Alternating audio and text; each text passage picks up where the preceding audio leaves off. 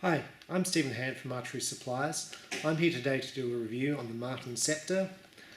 The Martin Scepter is a target bow, 40 inches axle to axle, 330 feet per second, and at this speed it puts it as fast as many fast hunting bows.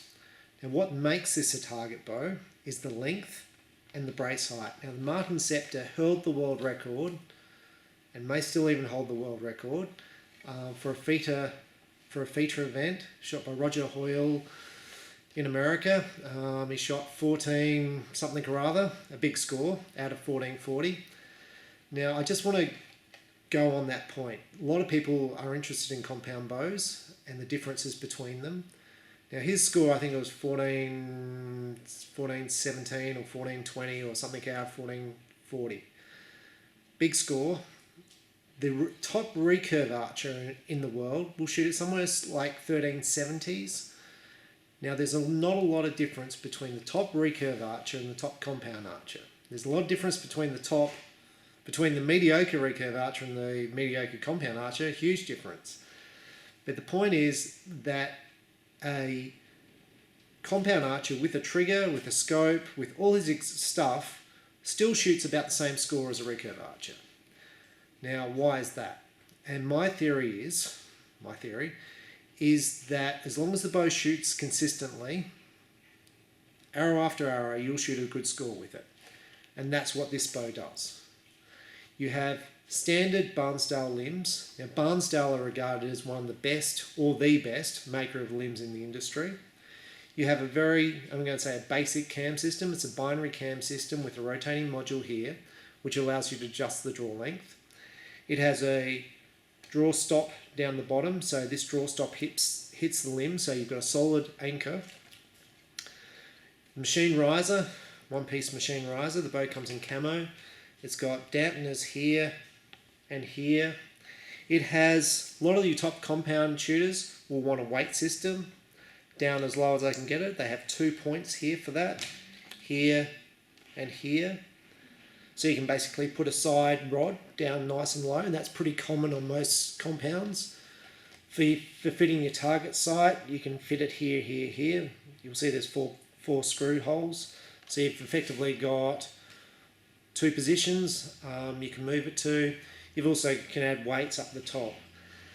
Now a lot of archers ask me about finger shooting bows, and these days there is not a lot of bows left on the market for finger shooting.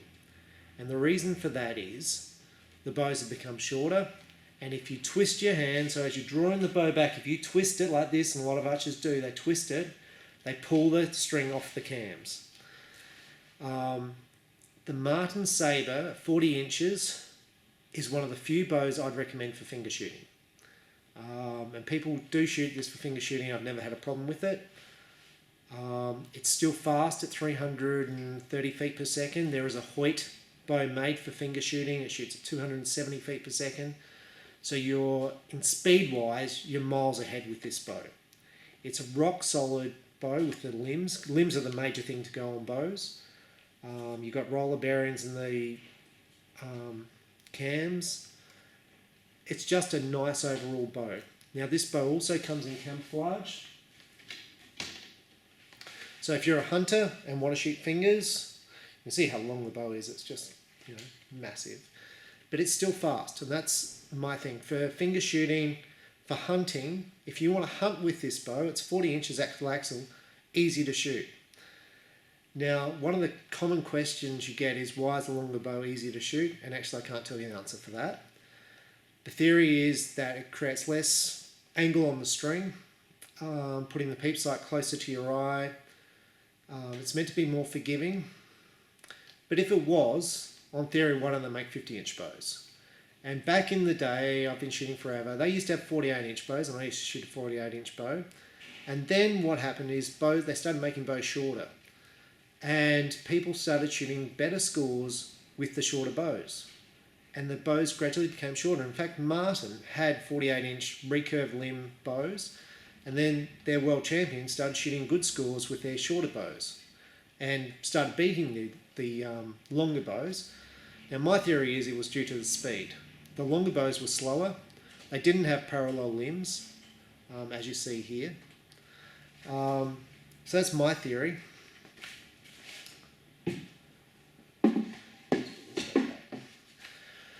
Now, I asked engineers at PSE what makes a bow accurate. Now, their principle is it has to get off the string, the arrow has to get off the string quickly. Now, a bow where the arrow gets off the string quickly is more accurate.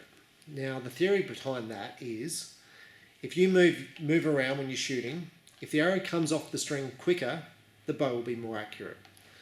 So to make a bow more accurate, to get it off the string quicker, you want a larger brace height or a faster bow. So if your bow shoots at 270 feet per second, you need a bow with a big brace height to get it off the string quicker, otherwise you're not going to shoot that well.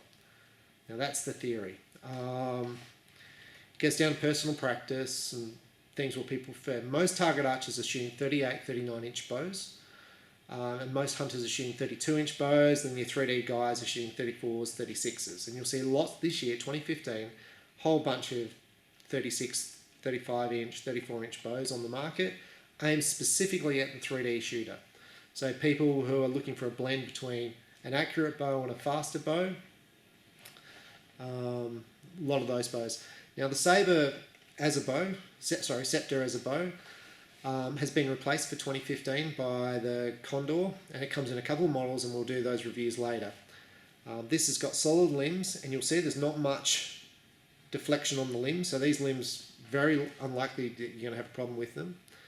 The 2015 model will have split limbs, because this is a solid limb, will have split limbs and a lot of compression on the limbs, so quite a different bow than this, and it has a completely different cam system as this. But this bow, very easy to shoot, no issues with it, shooting a great score. Now these bows are currently on closeout, so with me everything gets back to price to make this bow attractive. I think I'm clearing out these bows for around $900-ish. So it basically puts it at the cheapest target bow on the market, and as far as I'm concerned, not one of the worst target bows on the market. In fact, I would have no question of picking this as my number one shooting bow. And I'll go one step further. If I only had to choose one bow, so I've got 15 odd bows, this is the type of bow I'd choose, because I could shoot it for target archery, I could shoot it for hunting, I could shoot it for 3D, it's fast enough, it's accurate enough to do anything. So this one bow will do anything you need it to do. Where if you went for a 32-inch fast bow, you may have issues with it for target shooting. You may not, you might shoot very well with it. But this bow is just an all-rounder you can do anything with. Like I said, shot world records with it. What I want to do now is compare some of the other long finger shooting bows on the market to this, because I had a request saying, can you show us some longer finger shooting bows and some longer bows that you have. So this is the Martin Scepter, really like it, nice to shoot, and the price point is really, really good. So I want to just run through some of the other bows that are available, that are comparable.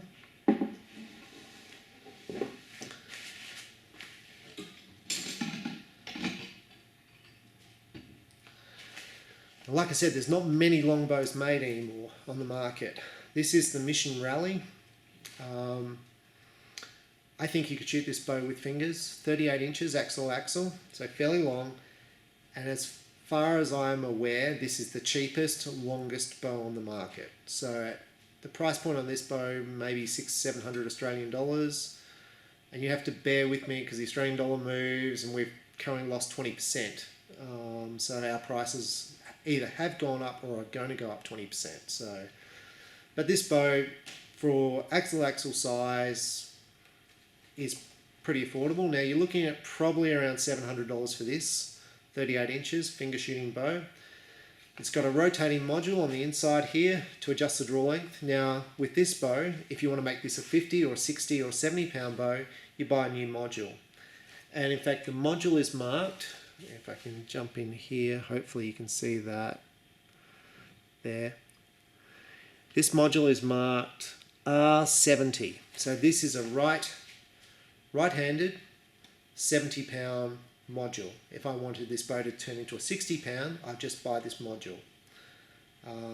Nice and simple. The bow's very adjustable in poundage. You can see here They're limb bolts, so it winds out a lot. You've got plastic pockets that it goes on, so not top quality, not your expensive $1,000 target bow. But this is, you've got sort of starting on your compression limbs. They're still quite upright, so you feel a bit of vibration in this bow. I think this bow shoots around 290 feet per second, but please check that up, and I'll probably put marks on the comment on it. But this is the longest finger shooting bow I have that I know of at that price point. So beyond that, all the finger shooting bows are going to be around $1,000. So 40-inch bows are going to be around $1,000. This is the cheapest. This is the Mission Rally. So very adjustable, good all-around bow. There's no limb stops on here. These little silver things add weight to the cams, meant to make it a bit faster. But a good, robust, machined riser. The limbs tips are here enforced with steel, so then if people dry fire the bow, they won't split. Just a nice little bow in its price point.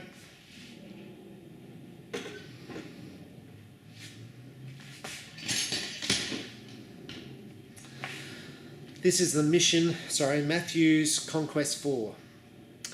Now the claim is by Mathews that this bow has won more tournaments and won more prize money than all the rest of the bows put together. Now, I'm not going to say it's correct or not, but I'm going to say this bow has been in production unchanged forever, and it's been winning tournaments forever, unchanged. So it won a tournament. It probably won a tournament last week and won prize money, and this bow has been unchanged. So with a lot of the other bow companies, they update their bow every year, they change it. Mathews haven't done that with Conquest. They say this is stable, and if you see reviews from Matt McPherson, the engineer and owner of Mathews, he says, why change this bow? This bow is as accurate as you can get. Now, I started off this review saying about what makes a bow accurate and keeping it simple, like a recurve shooter shoots similar scores than a top compound shooter, and I think that's exactly what this bow is. You'll see a tiny cam at the top, tiny solo cam. So you'll have very limited misalignment on this cam. So very limited wheel where it angles off to the side. You won't get much of that. Down the bottom, a very simple cam. No modules, no draw length adjustment. You can change the draw length here by moving the cam up here. You'll need a bow press to do that. But that cam has been out on the market for, I'm going to say 15 years unchanged. It's very, very simple. These are solid limbs, big axle, very simple bow. Now the speed on this bow I think is about 310, 315, so not as quick as the Martin and not as fast as the PSE, and that's because it doesn't have the big cams, okay, and not the big compression limbs. But this is a target shooting bow. So this is a bow, if you want to shoot prize money, you know the world champion has shot this and won big prize money with it. Price point on this is ballpark about $1,000, $1,100. It's quite simple but quite interesting to me. Like the grip is just, part of the metal. Quite simple. Comes in a few colours, red, black, blue. This is the orange. Quite simple bow, and as Mathews say, Matt McPherson says, this bow has been winning, so why change it? They have brought out the no cam version this year for target, and I'll be interested to see if their target shooters all changed to their no cam, because it's quite different to this, but this is still in their lineup for 2015, and it's in their lineup because they win tournaments with it. It's a proven bow, but very simple, and it's not chasing technology. This bow, like I said, unchanged for probably 15 years, and it's still in their lineup, still winning, so I would have no issue with people shooting this for fingers. I think it's probably 65% let off. There's no draw stops on the limbs that you get with modern bows, but this thing is just rock solid and proven. So they have one position here for a lower cable lower side stabilizer, which is straight behind the thing, but not down low here that you'll see on the more modern bows. I think it's just because they haven't changed this bow in years. And I think probably if you see the TRG, and when that comes in I'll review that, I wouldn't be surprised if they have little holes down here lower. So Mathews Conquest, long axle, very simple, unchanged. This bow has won a lot of prize money and is winning a lot of prize money. So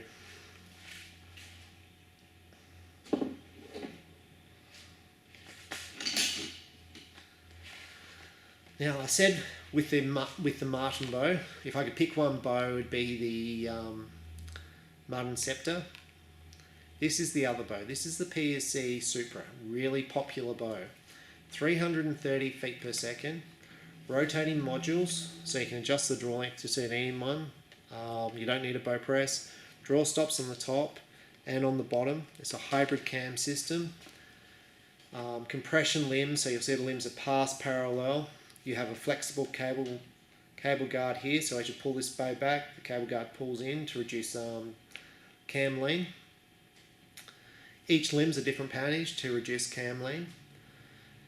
It's a bow, my son owns one of these, the Supra. If I had to choose one bow, it would be this or the Scepter. Now what you're getting with PSE, and what PSE aim for, is performance. So they're aiming for a bow that is high performance, the most engineered bow, the best shooting target bow you can buy. And that's what you're getting with this bow. So you're getting a bow where the arrow leaves the string in the fastest time possible. So you're talking 330 feet per second, plus a bigger brace height, so it'll leave the string quicker. A nice little bow. Now the price on this bow is probably around the $1,100 mark. You have spots here to lock the limbs in place. Fully machined bracket here which holds the limbs in place. It's quite a different approach to the Mathews Conquest. PSE just aim on performance. Now, there are people who shoot this bow for fingers, and this is not a bow I recommend for finger shooting. And I don't recommend this bow for finger shooting because if you derail this bow, so if you pull this bow off the cams here, these cams will fold over because there's not a lot of meat in them. But if you want to hunt with a bow, or you want to target shoot, I see some shops in America classify the Supra as a long distance hunting bow. So shooting long range, this bow, 38 inches axle. That's how they sell it in America. Here, there's a few people who use it for hunting. Those people love it. They say, look, this is all you should use for hunting because it's very accurate. But it's mainly a target bow here. I stock this bow in camo because I think it's a superb hunting bow. It's fast as any Hoyt, cheaper and more accurate. And when I say more accurate, you know, longer axle, bigger brace height for an equivalent bow speed. So off the string quicker is my definition of more accurate. So that's the PSE Supra. Cool little bow. We sell a lot of them. So the last one I want to pick up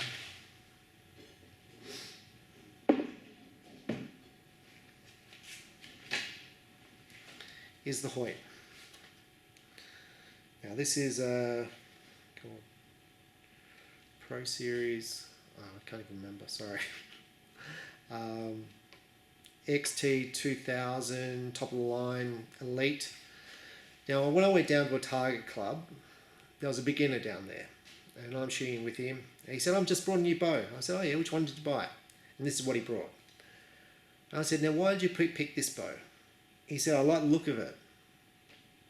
And you know what, that's a perfectly acceptable answer. Because this bow looks hot.